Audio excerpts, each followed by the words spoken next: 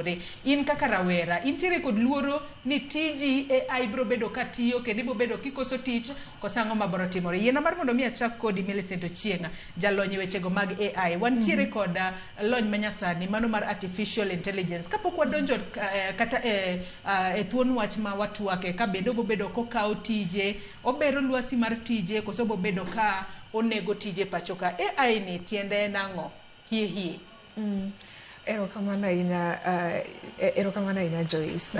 Mano penjo maber kabisa to kapok define kata AI nadwa mondo a clarify gimoro.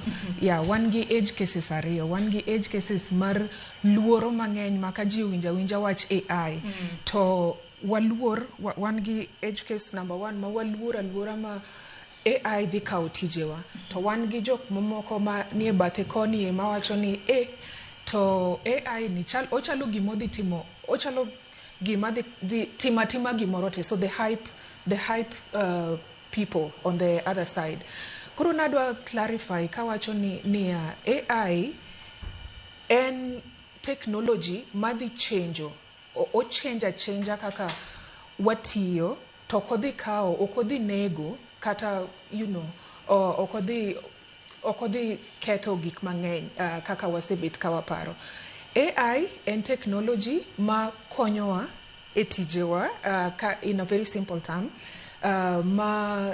Kaka na wachako wacho ni AI dhi change the process, it will only change the process of how we are working. Koro a process mo change ogo kaka watiyo ni nitiere ga kata in Joyce tiji kai ni in gi tiji, but nitiere those repetitive tasks, tije matindo ewi tiji ma samori nyaga kata wacho ni kai to da bede gi assistant na moro do bedo mayot. Ineno asetimo interview, adwana team transcription, adwana ayud thuon wach mage ma important, mage manyalo weyo. Koro tije matindo gi magi to kawuondi, magi to AI di eliminate. Nikech magi to dhi kawo mar mi mondo o better your job, mar mondo okonyi mondo you succeed in your job. Koro kawa every time I think about AI, onego wapar AI in that manner, but onego beni waparo AI kagima dhi ketho tijewa iyo marach.